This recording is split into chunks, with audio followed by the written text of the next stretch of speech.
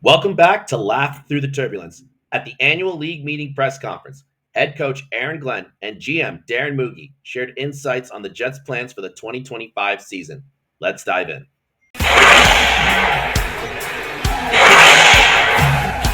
League meetings are done and we had interviews, guys. I mean, basically, Aaron Glenn and Darren Mougey basically told us what to expect coming up, right? And I guess we'll start with Mougey, right? Which is the more interesting one, in my opinion, because Aaron Glenn, a lot of that we already got, right? But basically, he made a couple proclamations, right? He basically said, one, AVT's a guard, right? Okay. Justin Fields is our starting quarterback. He said that, right? Mm-hmm. He said Garrett, Sauce, extent, and other guy extensions, but he singled those out specifically. They're going to happen. They're just going to happen after the draft. Okay. Am I missing anything? And I guess everything was like building through the draft and like trying to retain and all that stuff too, right? That's kind of like the way to go, right? Am I missing something there? I think those are the big points. No, just say those are the big points. I think there was one other big one, at least to me, where when he was talking about AVT staying at guard, he also said that Josh Myers would push Tippmann, which we can discuss that. I think we should, because I'm not sure what that means. Yeah, so just to kind of give you some more context on it, thank you for mentioning that. Basically, Josh Myers, he has a Pro Bowl incentive in his contract, essentially, which is very interesting. And it questions on how they view Tippmann. And the thing about it that's very peculiar, right, is because, like, right now you don't have a right tackle, right? AVT could technically be a right tackle, but, like, maybe it's a superstition that, like, he can't play tackle because he keeps getting hurt, or just that he can't play tackle in Denver for some weird fucking reason, right? Because that seems to be the Achilles heel on that one, and we won't be back in Denver until, I think, 2029 the latest.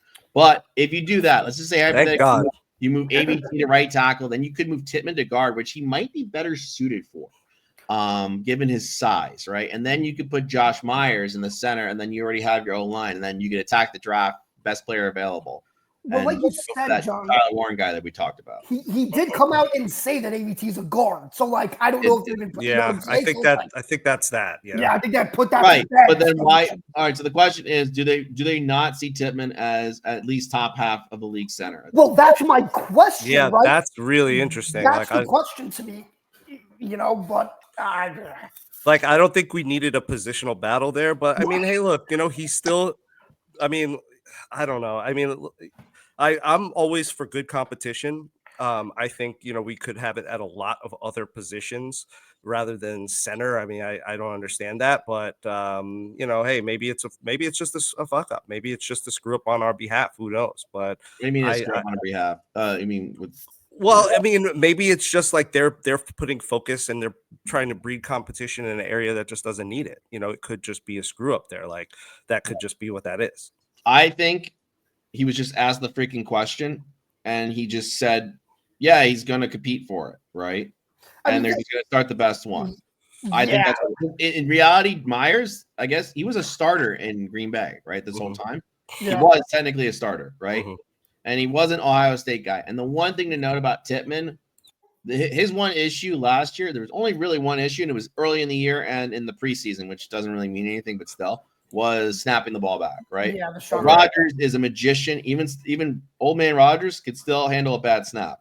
Right. You know what I mean? And maybe that's a little bit of a concern, although I would think based on the way Tippmann progressed through the year that it's not an issue anymore. But it's still a, hey, you got to earn your freaking spot thing. And I think that's more of what this is rather than like, hey, Myers is actually going to be the starting center for the Jets. Yeah, and I feel like if you look at what they have right now, that's really the only place where you can warrant a competition, right? Because you don't have anyone to compete with Olu at left tackle, nobody to really compete at any of the other guard spots. And like you said, with that snapping issue, it could be something where they're saying, listen, that's a thing we're going to monitor. And if these things don't get better, then we got to, make a change. But, I'm sure Tippmann will win the job. I think he's excellent. So. Absolutely. Right. I think it's not as much of a deal. Now, the thing that's really more important, I think, is the fact that, like, hey, contract extensions will happen for Sauce and Garrett. And they had to. I don't think that's they had to, yes. But at least it's on the radar and the understanding of, like, because Adnan's been bitching every freaking day. Why haven't they done this yet? Why haven't they done this yet? Well, it's because they have a order of progression that they're going through. First off, we already talked about Sauce, right? But they had to talk about it. They had to Yeah. talk about it, you know. Yeah, So hey, it's on the radar. It's gonna get done. I'm not too worried about it. And even if it hypothetically didn't get done, right? Both those guys or either one of those guys would go for a farm of picks at this point. So, and I'd prefer to keep them, obviously. But either way, these are good problems to have. They're gonna get extensions, right? No matter what, and they're gonna get the 5th-year options, at least designations before the deadline, which I believe is after the draft.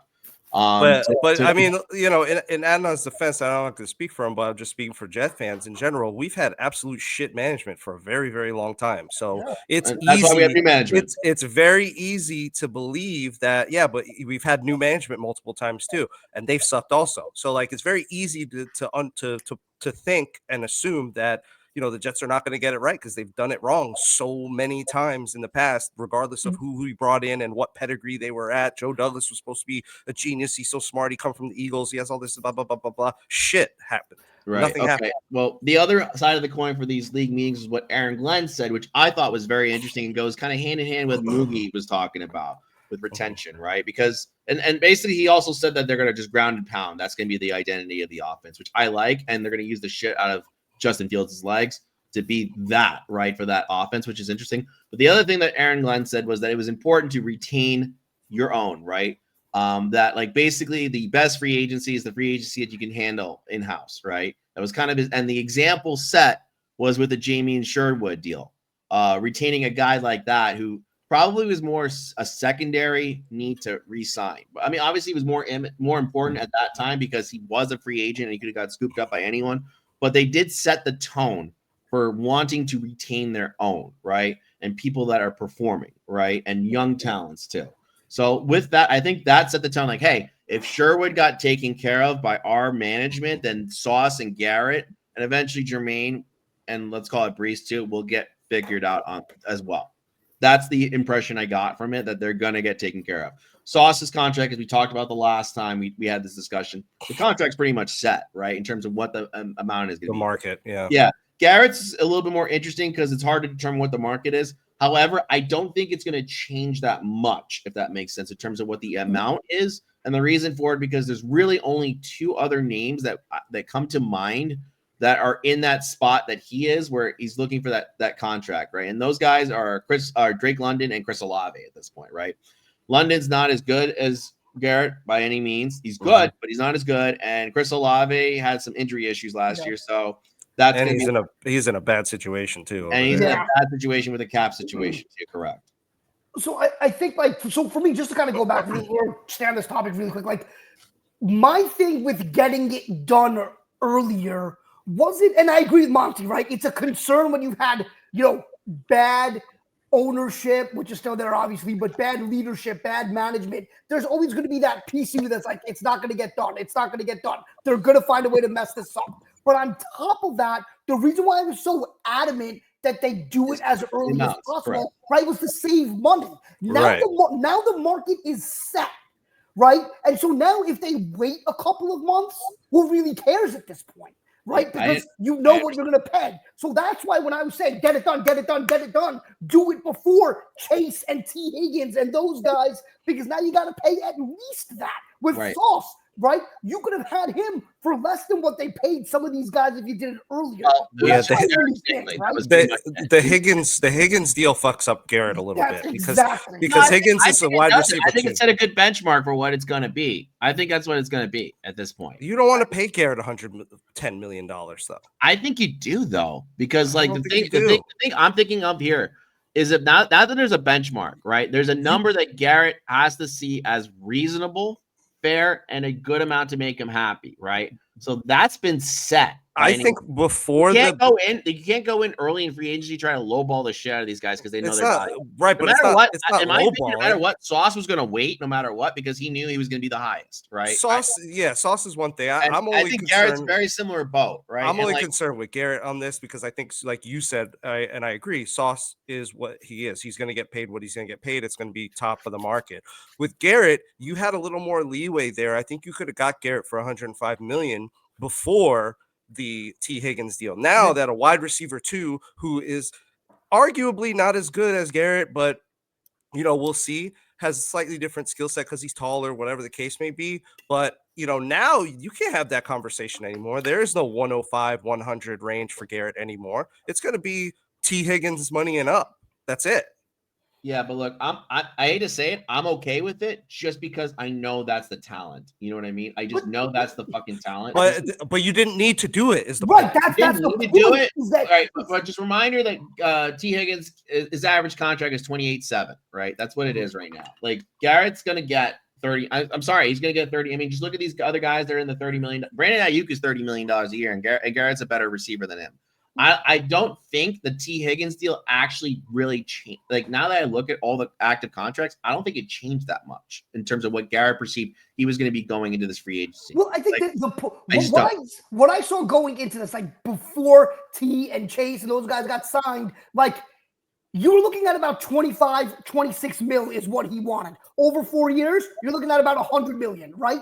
Now you're looking at a minimum of 120 over 4. Yeah, you're probably going to be 124 years. All right, and I'm going to just say this again, guys. Remember this, the big reminder, the salary cap is jumping up and up and up. Yeah, and the longer these contracts are and the bigger these contracts are, the more you can push this shit out. So it's really right. It's not our actual physical money, mind you. We're not in a good cap situation right now as it is, and we're trying to get out of but 2 years down the road, you're in a more than comfortable cap situation than you But I think that the other piece of it, though, also is that, like, you're going to pay Sauce, you're going to pay Garrett big money. And what happens is when you pay Garrett 120 instead of 100, even though the cap is rising, that kind of takes away options for the middle class of the roster, right? And that's where the Jets always find themselves lacking during the Rex, age.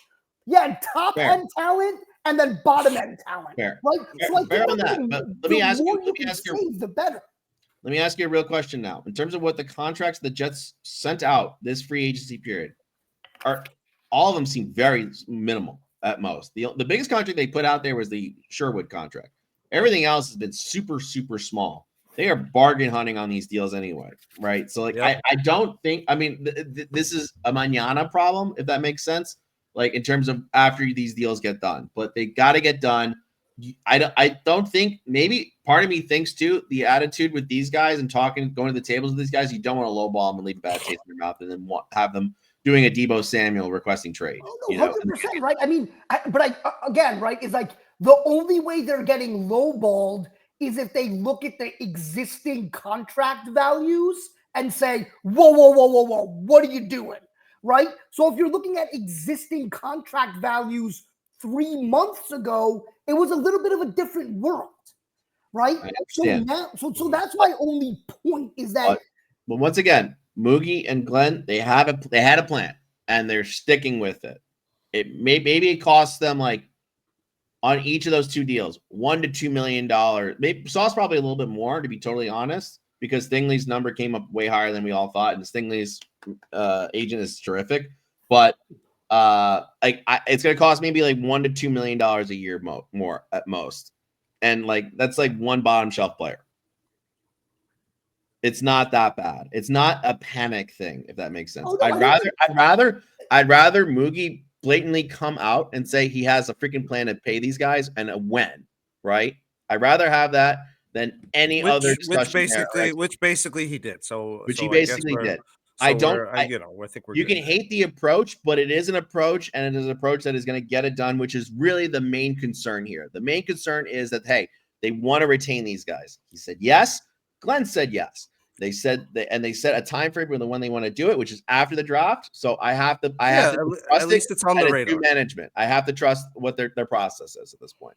At least it's on the radar. That's I'm glad they said after the draft. So I think we can definitely move on. But I think it's just an interesting conversation. Okay. Final thought. All right. Anything else you want to bring up in terms of what Glenn was talking about in that deal? Yeah. I mean, you mentioned, which ties into another topic that we were, possibly going to talk about or not with the Breece Hall rumors. But, he said, quote, we have 3 running backs on this team, and we're going to utilize them as much as possible. They're all big men. They can run. They're violent. They're physical.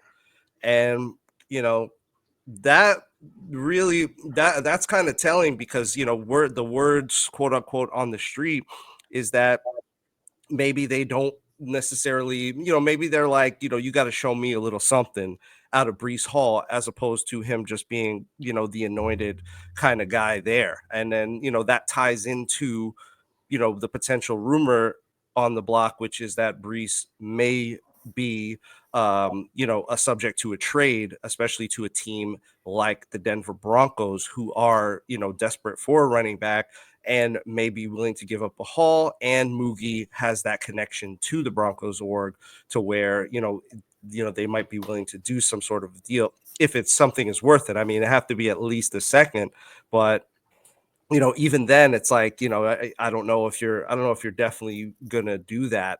It's tough, but yeah, so I like that Glenn was talking about the running back rotation. I like that he's talking about using, these other guys that we have, because we are, I think, blessed with a strong running back room in the hands of a capable OC. I think, so, we can do something. I've been saying since last year that the Jets running back room should somewhat mirror what the Lions have been doing, where they have, your Lightning and your Thunder. And, there's no reason why we can't do the same here, and we should. Last thing one thing I want to really echo on that too is because Breece is such a threat in the passing game as well, right? With the lack of a true number 2 right now as a receiving option. And if Tyler Warren ends up being that, you still need a Breece. Yeah, absolutely. Sense. You still need a Breece. So like, my thinking is there's just no freaking way they're departing from that right now, especially given that, like, I could see so many 2 running back sets where you have Breece in there and Braylon, right? And then you have maybe on the third option too with Davis, right? But like, honestly, like, I just don't see them letting him go, right? I don't see the value there. I don't even see the Broncos making an offer for it, given that this running back draft class is pretty deep and you can find some good value there in the second round. I just don't see it, if that makes sense. I think one of the things, and that's a 4-year deal. That's a 4-year contract. I don't support it either, just to be clear. I'm just saying that's what's out there. And there's a lot of Jet fans who are disappointed with Breece and what the return on his, investment has been.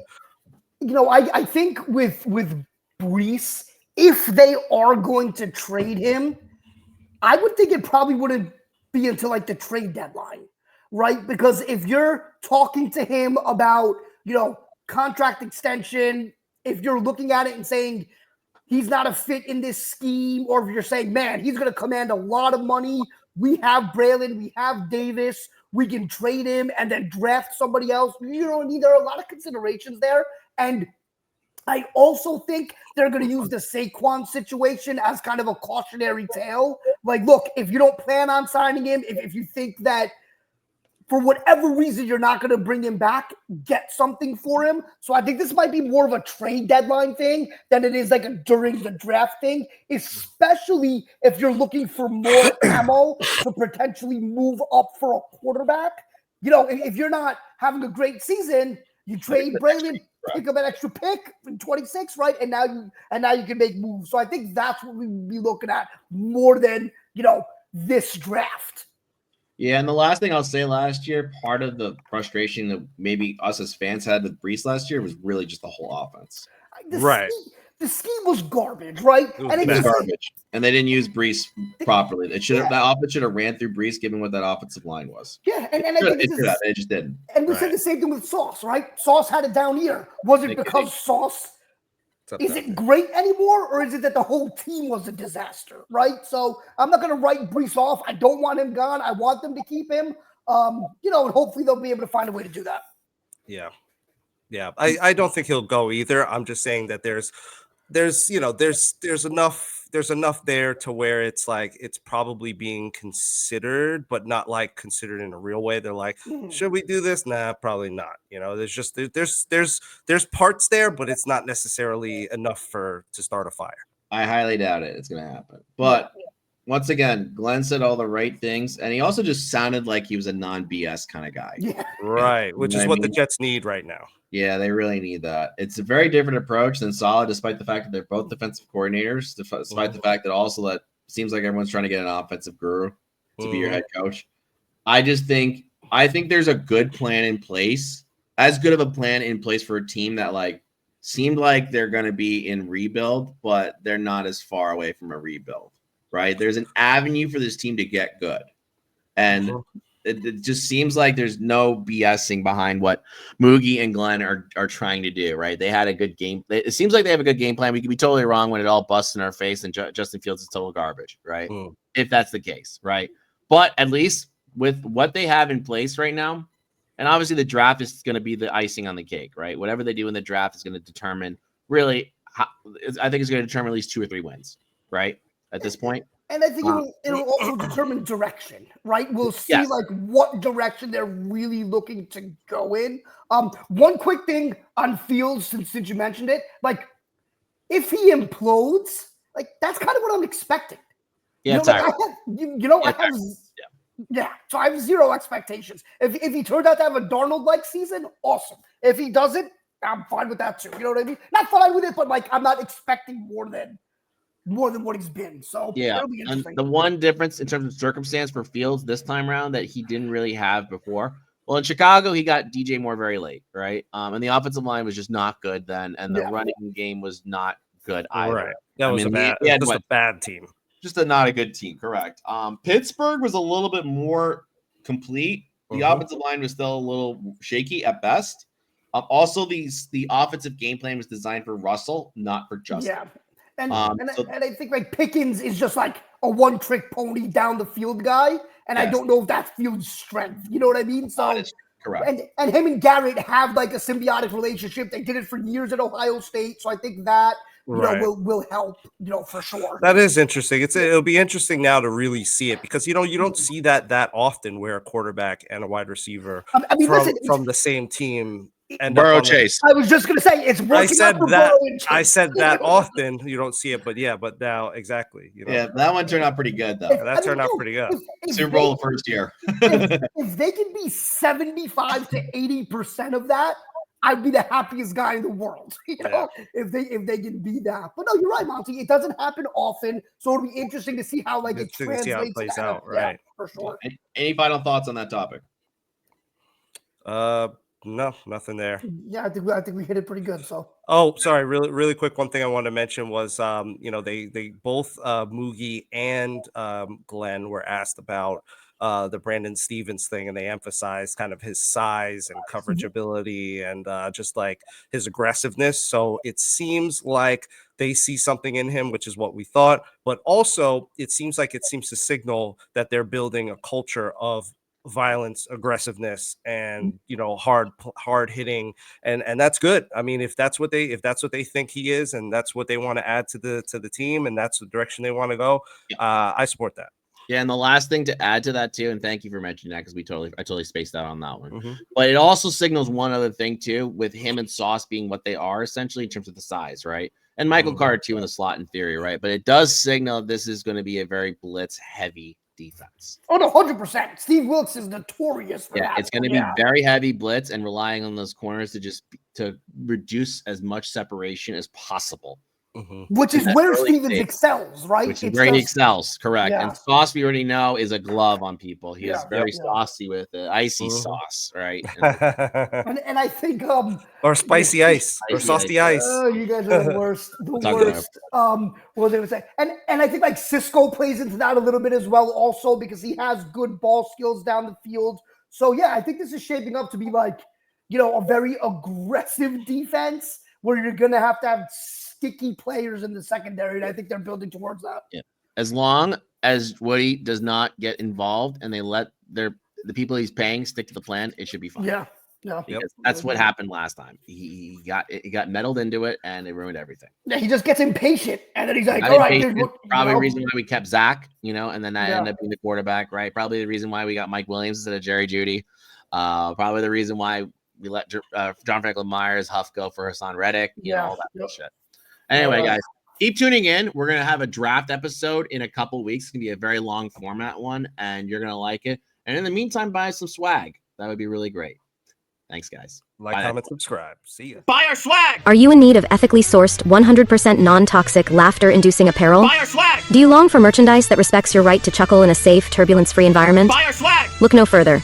The Laugh Through the Turbulence store is here to provide you with the most socially conscious, eco-friendly-ish, and cancellation-resistant merch available. Buy our swag! Our products have been metaphorically crash-tested for comedic integrity, ensuring they meet the highest standards of non-offensive, inclusive, and totally New York Jets-approved humor. Buy our swag! Whether you're looking for a t-shirt that says Laugh Through the Turbulence, a New York Jets podcast, or a hat that says Laugh Through the Turbulence, a New York Jets podcast, we've got you covered. Buy our swag! So, take a smooth, seatbelt fastened journey over to our store. The link is in the bio of our YouTube page, and shop with confidence, because the only turbulence you should experience is watching the New York Jets. Buy our swag! Disclaimer, no actual turbulence was used in the making of the smash. Side effects may include uncontrollable giggling, heightened fashion sense, and an overwhelming desire to talk about the New York Jets. Ha ha ha. Buy our swag!